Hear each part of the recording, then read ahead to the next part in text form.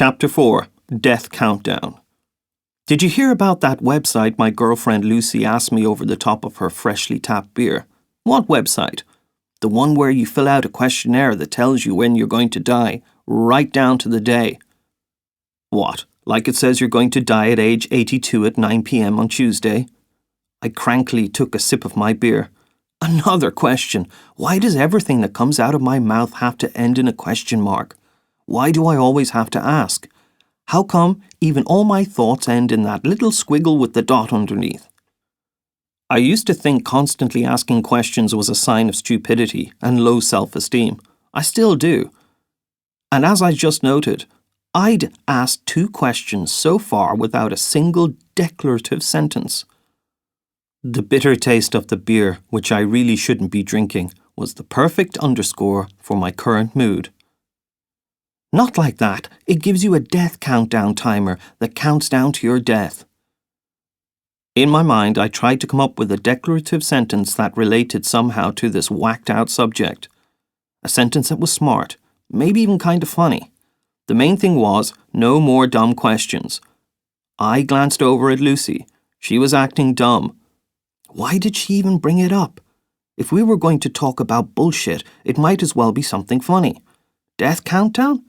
Was she really interested in that crap? Weren't there enough other topics having to do with death that would be more practical? You seriously believe in that? I asked, slapping myself in the mind. Yeah, you sign up, answer the questions, and get a clock counting down your time. I've still got a little over 50 years. Oh, I said, trying to think of a suitable declarative sentence. It doesn't have to be funny. Fine. It doesn't have to be smart. Just any declarative sentence at all.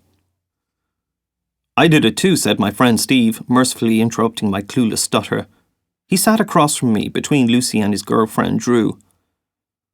What did it say? I said, shooting off another in my endless stockpile of questions. It said, I'll die in 54 years and change.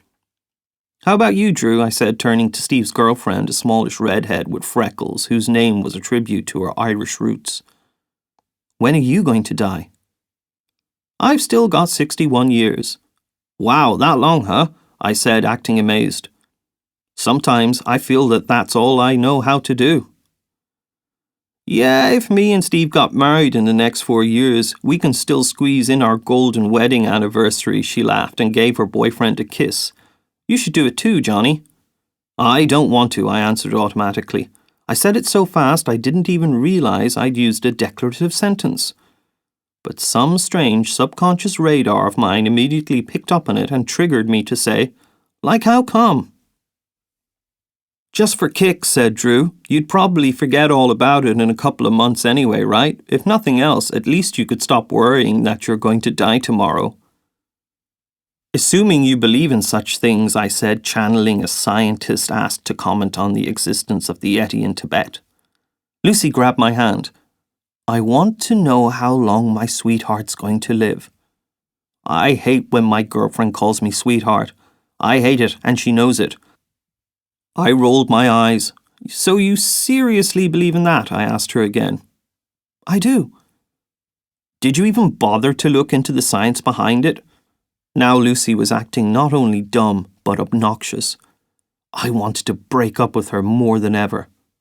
Why was I even going out with her? Lucy crossed her arms over her chest. No, but I'm sure it's based on something. I don't know the science behind TV either, but that doesn't mean I can't watch it. You don't know the science behind toilet paper, I thought sourly. Lucy went on. Nobody ever explains the oracles, déjà vu, or the theory behind the zodiac signs, but they all come true. Here, I'll write you down the address, and when you get home today, just try it, okay? For my sake. She puffed out her lower lip and arched her eyebrows, giving me the sad dog look. I took a sip of my beer and paused to consider whether or not it was worth arguing. I decided no. It would have been 1 against 3, and I didn't want that. Soon we were going to be saying bye for the day anyway, and it basically didn't mean shit. It's just that my girlfriend, who I've been dating for 6 years, is getting on my nerves. I can't imagine us spending our life together. I literally can't stand her. We're totally different people. like an egg with the white and the yolk. The only thing that keeps us together is a shell so fragile it would break at the slightest impact. And if by some miracle it manages to last, the egg will turn out rotten and have to be thrown away. What bugs me most about Lucy is she can't even see how different we are. She wants to remake me in her image. She doesn't take my opinions seriously, and she's always pushing me to do things I don't like.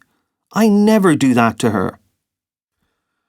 It's bad enough that I act weird and asocial, and in a way I drag everybody else down, even though it's not my fault so much as it is my illness. I suffer from epilepsy.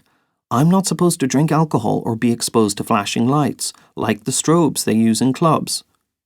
I was diagnosed a year ago, and ever since then I feel like my life is over. I stopped caring about school or my relationship with Lucy, which used to be my priority. I even stopped caring about myself. Yeah, I'm bitter. I feel like a victim of fate in a way, even though I know there's really no such thing as fate. I took a long swig of beer, then I took a deep breath and smiled. Partly to make me look happy, and partly because I finally managed to think of not just one but 3 perfectly funny declarative sentences. All right, I'll do it. I want to know when I'll croak. What have I got to lose, except my life?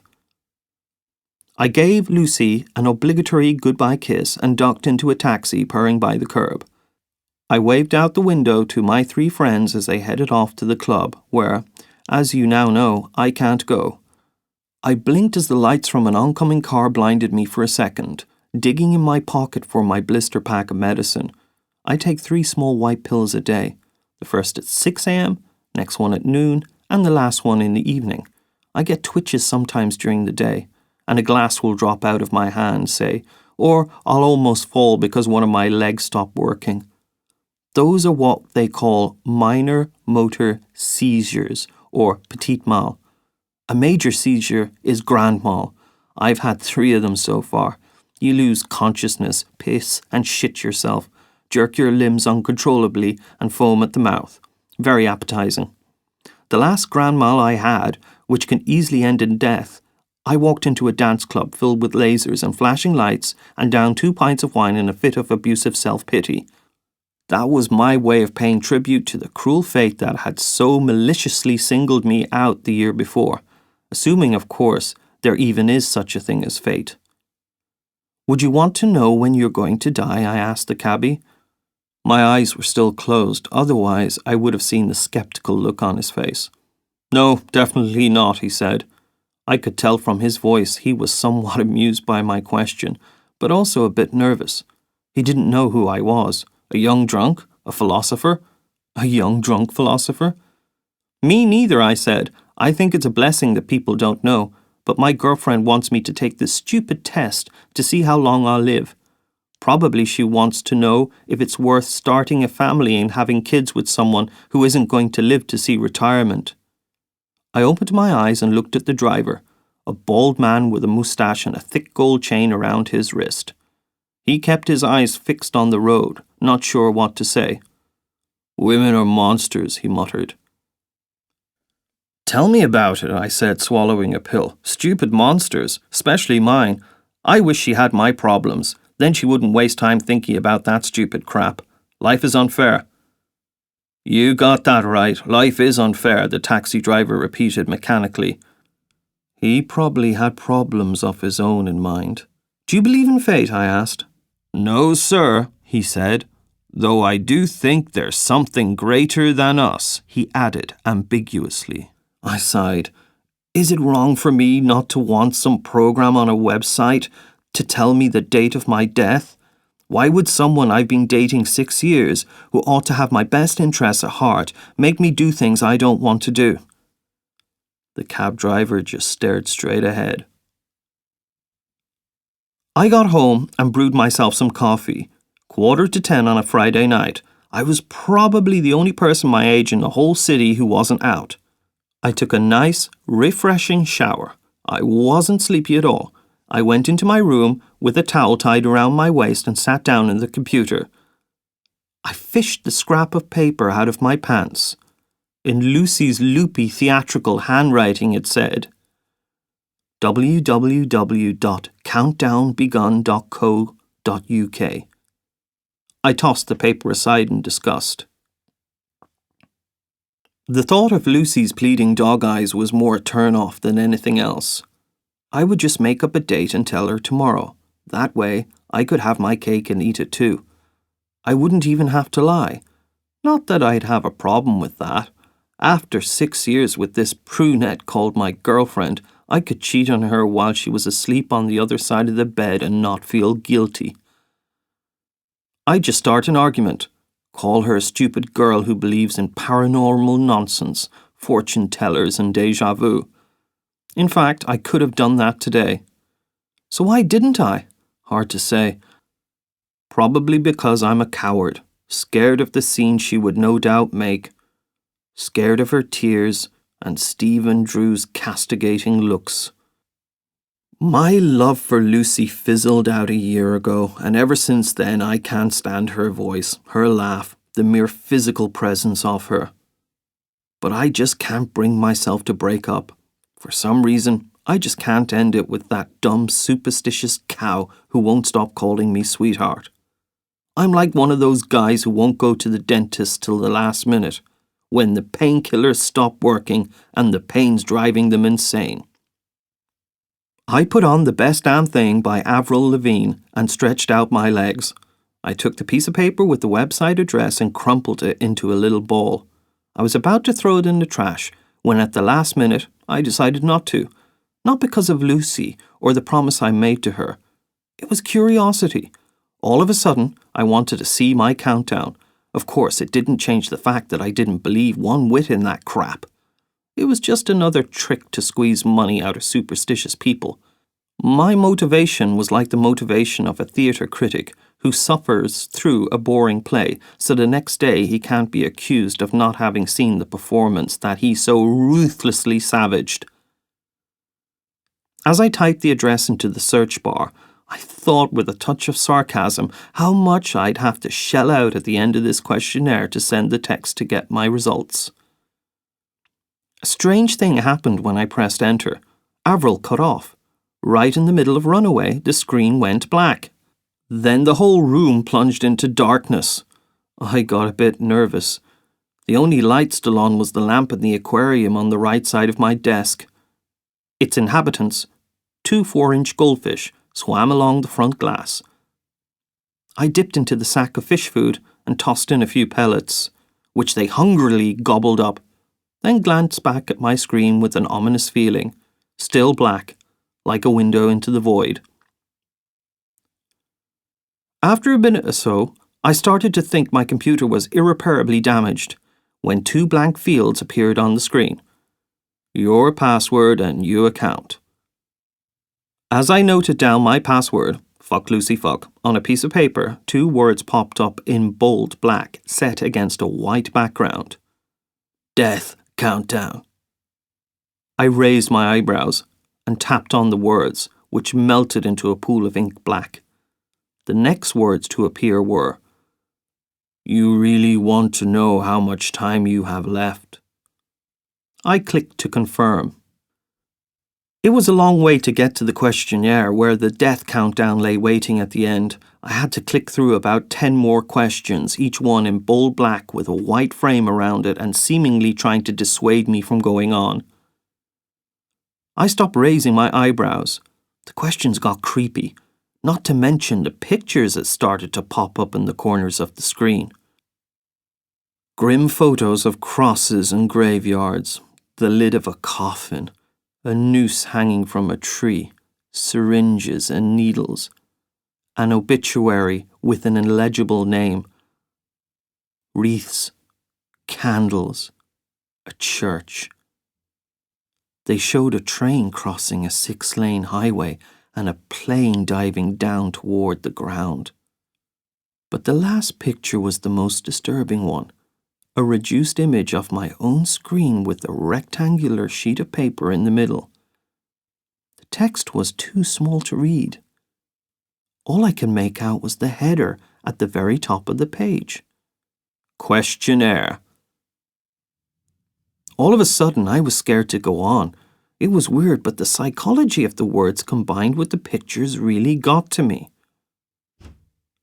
It touched on all those atavistic fears rooted deep down in our DNA, whose job it is to recognize where we're in a life-threatening situation. What if there really was something to it? I clicked on the last words written in Latin. Memento mori. Remember death. The questionnaire popped up in front of me, the same one that had disappeared just a moment ago from the bottom corner of my screen. I took a deep breath, and in utter silence, God, what I would have given now for Avril's sweet voice, began to fill it out. Age, sex, height, weight. After a series of general questions that could have come from any dating site, they began to get deeper, more personal. Have any of your relatives died in a tragic death? How? Is there cancer in your family?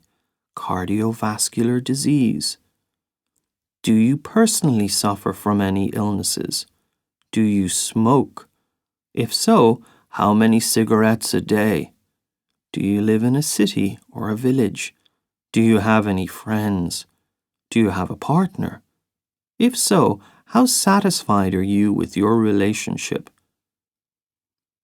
The questions became increasingly uncomfortable.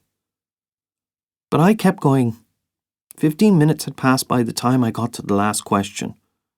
Do you believe in fate? I smiled. I had to think about my answers to some previous questions, but here it was clear. A perfect encapsulation of my philosophy of life. Entirely rational, with no room for mystery or any sort of spirituality. With 2 quick taps, I filled in my answer. No. I went back through the questionnaire one more time, making sure I'd filled it out accurately and completely. I moved my mouse over the submit button, then suddenly stopped. Do you really want to do this? The main thing that worried me was there hadn't been any prompt yet to send an expensive text, which most sites like this had. Lucy would want you to do it. You're her boyfriend, aren't you? You love her and want to fulfill whatever wish her heart desires. Just click the button, Johnny. Don't worry, just do it. I clicked the button. Immediately a warning popped up in the middle of the screen. Are you sure you want to submit the questionnaire and find out how long you have left to live? As if I were formatting the memory card on my camera, all files will be deleted. Do you want to format the card? I suddenly felt uncomfortably hot. I wasn't surprised that Lucy, Steve and Drew wouldn't put up with my skeptical talk, or that they believed in the death countdown. I was starting to believe in it too. Oh, come on, the only reason this whole farce seems real now is it's late at night, you're home alone, and that website shut down your speakers. Oh, Avril, you don't know how much I miss you. I accepted the warning, then for a split second my heart stopped. A string of white numbers appeared, filling the entire screen. 5 days, 3 hours, 17 minutes, 22 seconds. After 1 second, it disappeared, then lit back up, with ironclad regularity over and over and over again. At first, I just stared transfixed, trying to comprehend what it meant. I imagined the look Lucy, Steve and Drew had on their faces when they clicked through to their countdowns, but theirs must have been totally different. They couldn't have had that many zeros staring back at them. The string of numbers flashed off and on again several times till it finally sank in that, unlike my friends, I didn't have decades left to live, but 5 days, 3 hours, 17 minutes and 22 seconds. I was in shock. In my initial wave of despair, I pressed escape, which took me back to my desktop with the breathtaking sunset. I kept that poor key smashed down for a good couple of minutes, then all of a sudden, Avril broke into song, as if on command. Innocence. I opened the chat window and saw that Lucy was offline, which meant I had no one to complain to. I was at a total loss. Even Keep Holding On couldn't calm me down. Even several episodes of The Big Bang Theory, my favourite TV show, didn't work. It was 12:30 at night, and I still couldn't fall asleep. What if it was true? What if what I said at the pub tonight was wrong? What if there really was such a thing as fate? I finally fell asleep at 6 in the morning. I couldn't stop thinking about the horrible genie I'd let out of the bottle. I barely slept even 3 hours. Just before 9, I got out of bed and entered my password into my computer with shaking hands. No more warnings, and the ominous photos were gone as well. I pressed enter, the screen went black, and a sequence of numbers appeared, blinking white against the background. It had changed only slightly since the day before. Now it read, 4 days, 15 hours, 45 minutes, 52 seconds. My face crumpled in despair. I would have given all that I had to go back in time. I faulted myself for my decision, which meant I would have to live the next few days in uncertainty. Which meant I would have the next few days to live. Shit! I faulted myself for not having broken up with Lucy long ago, seeing as that was the reason I was in this mess to begin with. The countdown disappeared for a second, then came back on screen. But it was a little bit different now. 4 days, 15 hours, 45 minutes, 51 seconds. Black. 4 days, 15 hours, 45 minutes, 50 seconds. Black. 4 days, 15 hours, 45 minutes, 49 seconds, etc. A few minutes later, Lucy called. Seeing her photo pop up on my phone made my mood even worse. Hey, I said coldly. Hey, sweetheart. I swear she does it on purpose. How's it going? I'm still in bed. I'm still under the covers too, I lied. Listen, I thought maybe we could watch a comedy tonight, like Sex and the City. She knows I hate that show. All right, I said. I'll pick up the olives. She knows I hate olives too. All right. So great, all set. See you tonight, sweetie. I hung up, and as I squeezed my red earbuds back into their case, I imagined myself flattening Lucy's stupid, agreeable face into a pancake. I needed to get out.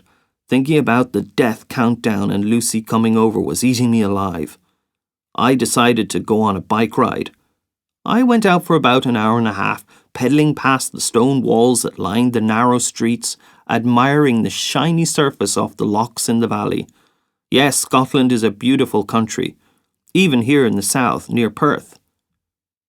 On my way back, I stopped in at the pastry shop.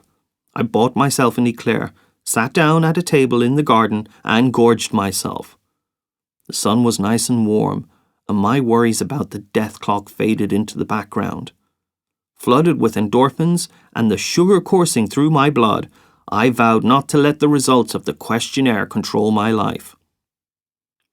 I finished eating the eclair, leaned back in my seat and watched the people walking by, some on their own, others in pairs, some in a rush, others sauntering along.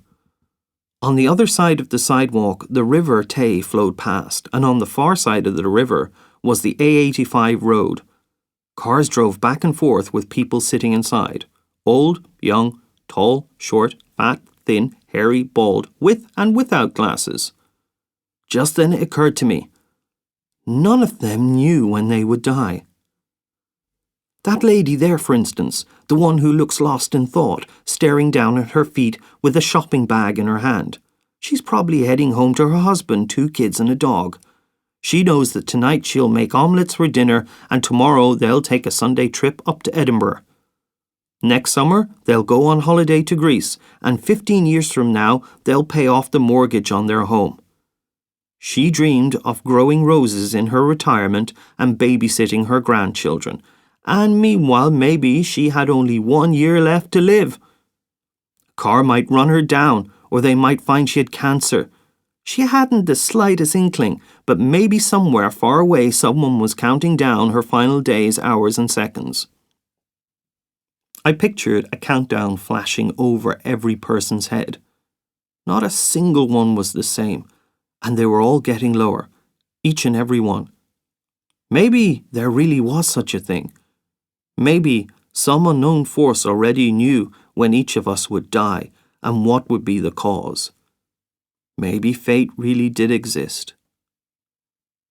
I got home and turned on my computer. The countdown had progressed, just as I expected. I could feel the anxiety weighing down on me. Then, as if that wasn't stressful enough already, the doorbell rang. Lucy slipped off her shoes and planted a kiss on my cheek. "So how did it go yesterday?" I asked. "All right," she smiled. "Steve spilled beer on himself and Drew refused to dance with him because of the wet spot on his crotch. I got home about 1. Lucy pulled my head close, gave me a long kiss, then sighed almost too softly to hear. A clear sign that she wanted to make love. I looked at the Sex and the City DVD and the tin of olives waiting on the table, and suddenly I felt deeply depressed. "Hey, Lucy, could we talk?" "I think it can wait," she chirped suggestively. Picturing my countdown in my mind, I calculated that it now showed 4 days, 11 hours, and I said, "I think not." She rested her chin in her hands and gave me a serious look. "What's up?" "It's about the questionnaire, the death countdown." "So you filled it out? What did you get?" "Well, that's the thing. It only gave me a few days to live. You know, I don't believe in fate, but still, I can't stop thinking about it." "Forget it. It doesn't mean a thing." "Yesterday you said it did." "I was kidding," she giggled. I wriggled free of her arms. "It may be funny to you. You've got over 50 years. Lucy sighed. "Oh, sweetheart, there's no such thing as fate. I could jump out of the window right now and kill myself. As long as you look out for yourself, you'll live through it." "Stop calling me sweetheart," I exploded. "You know I hate that. So why did you try to argue with me yesterday that it was true?" "I have a thing for mysteries, and besides, I just think it's funny. Plus, I admit, I was yanking your chain a bit. I like it when you get angry, sweetheart." "Lucy, those are my last 4 days counting down there." "Then you'll spend them wrapped in my arms. You'll see, you'll survive. Today in bed, tomorrow shopping. I've decided we're going to Marks and Spencer. You need to update your wardrobe. Come pick me up after lunch." She flashed a cute grin and pulled me under the covers. Midnight. Lucy left an hour ago, at precisely the same moment the countdown flashed up on the screen. 4 days, 3 hours, 23 minutes, 14 seconds. 4 days, 3 hours, 23 minutes, 13 seconds. 4 days, 3 hours, 23 minutes, 12 seconds. I couldn't tear my eyes away. The numbers possessed some kind of magical attraction. I took a piece of paper and drew out a timeline. Today is Saturday, actually Sunday already. 4 days from now is Wednesday, so according to the countdown, I'm going to die at 2:13 a.m. on Thursday. Awesome! Who would have guessed it? A rational person like me, with nothing but contempt for fatalism, resigned to the prophecy of some stupid website. Circling around my never-ending thoughts, I came up with a list of all the things I had to get done, just in case I did actually die on Wednesday night. First of all, I'd better not get in an argument with anyone. Second, it would be wise to write a farewell letter and a will. There was one question, though, that plagued me the most. What was I going to die of? Let's assume I stayed home and removed any sharp or dangerous objects from my surroundings. I could also invite Lucy and my parents to come over, surround myself with people who would look out for me. I could contact the EMS dispatcher, so they would be on alert. Or even better, have them wait in the front of my building for a sign, just in case. Just in case what? I was exhausted. The clock showed 3:30. As my eyes closed, I imagined what my room was going to look like Wednesday night. Me, sitting at the computer, munching away on pretzel sticks, a glass of orange juice in my hand, surrounded by relatives, uncles, aunts, parents, grandparents, everyone watching tensely as the countdown ticks away. My 5-year-old cousin asleep under the desk, her younger sister nestled in my aunt's arms, a bucket of chilled champagne atop the bureau, so my guests can celebrate in case I survive past 0. Ambulance and fire truck lights sweeping across the ceiling like some crazy party without music. Like fireworks on New Year's Eve. In fact, it would be a lot like ringing in the new year. The whole family, glasses in hand, waiting for the clock to tick down.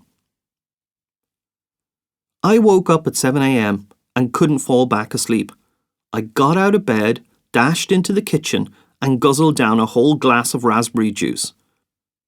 I was thirsty the way I am the morning after overdoing it in the pub. The real reason I was dehydrated, though, was that I had had almost nothing to drink the day before. I sat down at the computer and typed in my password. Fuck Lucy, fuck. As routinely as a broker pulling up the charts of the stock prices in the morning. I sat there staring at the changing numbers till noon. For lunch, I ate buttered toast. I chewed mechanically, watching the clock tick away over the stove. I found myself puzzling over the role of the second hand. I couldn't see how it related to the measurement of time. As the hand slowly crept around the circle, suddenly it dawned on me that I was looking at a real clock. A real clock that didn't blink or count down. When I sat back down, on screen I saw 3 days, 13 hours, 2 minutes, 21 seconds. When I left, it had said 3 days, 13 hours, 17 minutes, 33 seconds. Buttering and eating 2 pieces of toast had shortened my life by 15 minutes and 12 seconds. That's it. From now on, I don't move an inch. I was firmly convinced that as long as I sat there and watched, the time until my death would pass more slowly. I woke up to the sound of my phone ringing. "Hello?" I groaned sleepily. Lucy's voice was impatient. "Where are you? We were supposed to meet." The phone fell out of my hand. Groping around like a person with weak eyes trying to find their glasses, I found the device and put it back to my ear. "Sorry, what did you say?" "You're supposed to be here. We're going shopping." "Oh, right, my Sunday wardrobe update at Marks & Spencer." "Sorry, I forgot." "Come now, I'll wait." "I'm not in the mood to go shopping," I said, then added without thinking, "And I'm not in the mood for you either." "Sorry, you're not in the mood for me? What's that supposed to mean?" Lucy said, raising her voice. "Listen, I just woke up. I wanted to have a nice, leisurely breakfast. Take a dump." "Fine, take a dump," she snarled. I could hear her rapid breathing in my ear. "I'll come over there. See you in half an hour." The thought of her presence was so repulsive, I quickly blurted out, "No, but I—" Too late. She had already hung up. I went to the kitchen for another glass of juice. The timer read 3 days, 9 hours, 54 minutes, 16 seconds. Some subconscious voice told me to run away while I still could. But another voice whispered in my other ear not to step away from my computer at any cost, or my time would run out more quickly. It's all over now. I sit at my desk, hands trembling. Every time I raise my cup of coffee to take a sip, I spill it all over the place. I finally broke up with Lucy. From the moment she stepped through the door, I treated her like my worst enemy. I laid into her for constantly trying to change me, for disrespecting my opinions, for the olives, for sex in the city, and for calling me sweetheart. As Lucy walked out the door with tears in her eyes, I screamed that I wasn't about to let the last days of my life be ruined by someone who, unlike me, was going to live to collect a pension. I don't regret a word. I think everyone before they die should finally stop pretending and say what's on their mind. Don't you? Monday, 9:45 a.m. The countdown on my computer screen says 2 days, 16 hours, 38 minutes, 28 seconds. I woke up in bed but felt as broken as if I had spent the night on a slab of concrete. No wonder. I only slept 3 hours again. I picked my rumpled clothes up off the floor and pulled them on. I needed air, so I went out. I didn't care which way I went, trudging through the streets like a ghostly spirit, like the corpse I would soon become. When I finally came to a stop, I saw that my feet had taken me to the city library. Like a junkie in need of a fix, I stumbled in the door and headed straight for the computer room. Fuck Lucy, fuck. 2 days, 16 hours, 2 minutes, 51 seconds. I sat nearly half an hour gawking at the blinking digits as people around me watched out of the corners of their eyes. I missed Lucy. She wasn't ideal, but she had spent 6 years by my side. A lot of things bothered me about her, but there was also plenty of things about her I loved. Drew once said she would give Steve one of her kidneys if he ever needed it. That was how much she loved him. Was that the definition of love? Donating an organ to someone in need? I press escape and return to the main menu. Your password and new account. I clicked on your password and in desperation entered, Love Lucy Love. I knew the site wouldn't let me in, just like I couldn't renew Lucy's love. I pressed enter anyway. 2 days, 15 hours, 30 minutes, 6 seconds. I gaped in disbelief. It was my countdown, even though I had entered a different password. Impossible. No one allows more than one password. Facebook, online banking, email. It's always specific to the user and application. If you enter the wrong information, the system won't let you in. It can't. I was sleepy, unwashed, and ravenous. There must have been some obvious, logical explanation I overlooked. But no. I tried some other passwords. Like, Lucy like, hate, Lucy hate, Lucy and Johnny. Each and every time my countdown came up on screen, as if somebody knew it was me sitting at the computer, as if somebody could tell that the fingers typing the passwords were mine. It was terrifying. Hesitantly, I looked around to see if someone was watching. Everyone in the library was absorbed in their own affairs. I moved to another computer, surrounded by shelves on all 4 sides. I typed in the URL, www.countdownbegun.co.uk, and instead of entering my password, I clicked New Account. The screen went dark, and then a moment later, the familiar bold black words appeared, outlined in white. Death Countdown.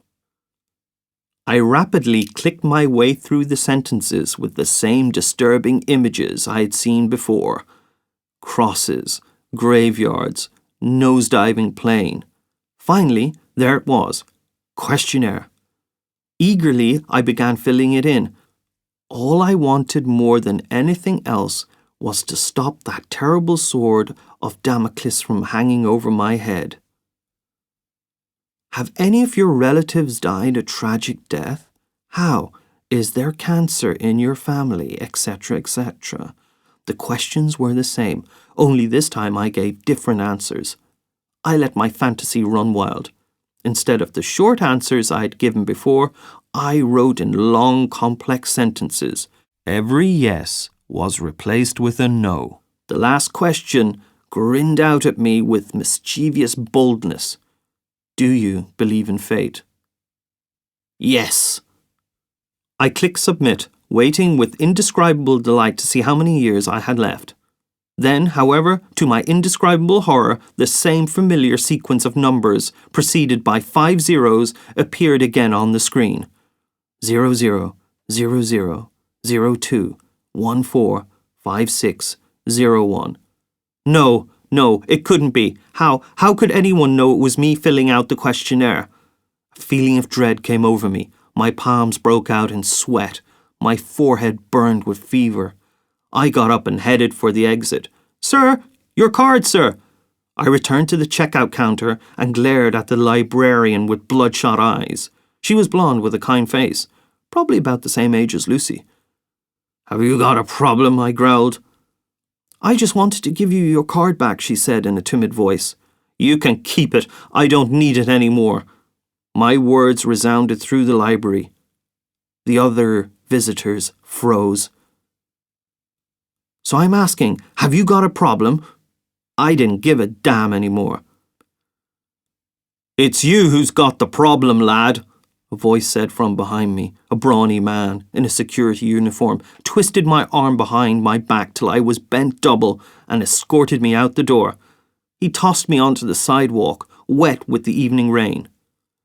I gripped my throbbing arm. He had almost dislocated it. Tears ran down my cheeks. I had to admit the man was right. Yes, I've got a problem, and a big one at that.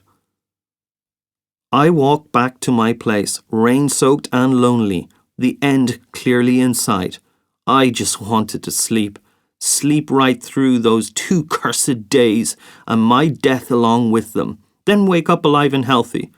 See the zeros in the countdown on screen, take a nice, easy breath, and forget everything bad that had happened. Start a new life, with a new girlfriend and a new future. My phone buzzed in my pocket. I didn't even look to see who it was. Hello?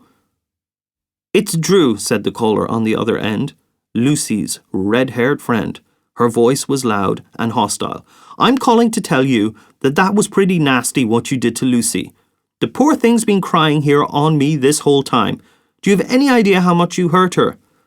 I knew I'd broken Lucy's heart and needed to apologize. It was important to settle my disputes before I died. Look, Drew, I just wanted to. What, get your stuff back? Are you drunk? Her fiery Irish temperament doomed any attempt of mine at apology to failure. I'm on my way home from the library. This is no joke, you know. What, that kooky death countdown? I hear you've gone totally bonkers. Are you mental? It's just a bloody website. Don't you get it? Although... Drew paused. Although now that you mention it, she said with a mischievous edge, I actually filled out that questionnaire a week ago with my granny, and guess what? She died exactly on the day she was supposed to. So there, enjoy waiting for death, you stupid idiot. Pleasant dying, fuckface. She hung up. I'm not eating, almost not drinking, not setting foot outside the flat. When I do manage to fall asleep, I'm up again before long. One day, 12 hours, 44 minutes, 51 seconds. One day, 12 hours, 44 minutes, 50 seconds. One day, 12 hours, 44 minutes, 49 seconds. Inside my room it's stuffy and the curtains are all drawn. I think about Lucy, how happy I would be to see her appear in the doorway, walk silently across the room and give me a hug from behind, to feel her face on mine, her brown hair, smelling of shampoo, tickling me to the point where I would have to laugh. Then I would turn around, pull her close and give her one last kiss. I would break down in tears and my crying would last an eternity. Lucy isn't coming though. The only thing coming is death. I cried a long time. I cried and then fell asleep.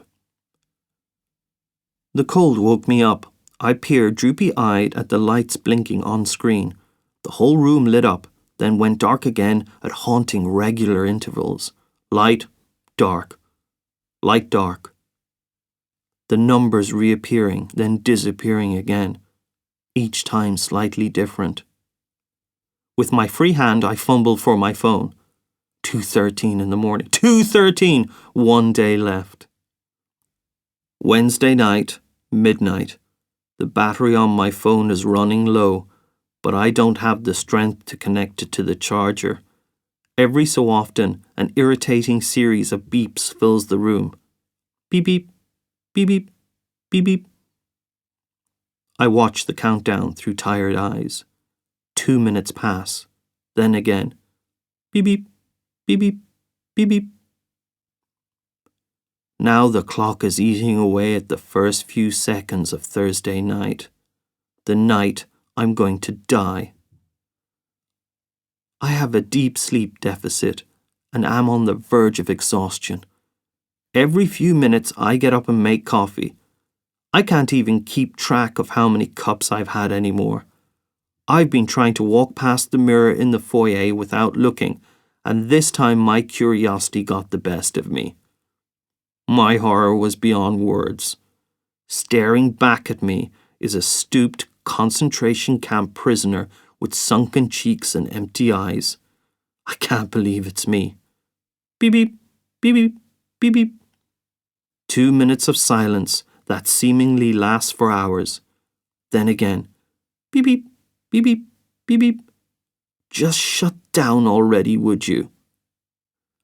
The next time it beeped, I took my hand and swept all the contents off my desk into the wastebasket. The phone went silent, the juice glass and coffee mug shattering into 1,000 shards. I went to the kitchen and took the scotch from the shelf. Bells struck me as more than appropriate. I hadn't the slightest doubt that soon the bell would be ringing an end to my time here on earth. I downed the shot and put on Avril Lavigne. Suddenly, with horror, I noticed the darkened walls of my room were closing in on me. The floor rippled as the glass in the windows indented. My heart thudded against my ribs like a galloping horse's hooves. I relaxed my muscles, focused just on my breath. As little by little I calmed down, I saw to my relief that the walls had returned to their original position. I glanced at the countdown. 1 hour, 38 minutes, and 15 seconds. I closed my eyes again, but odd, shiny shapes surfaced on the insides of my eyelids, moving and twirling like the colored glass in a kaleidoscope.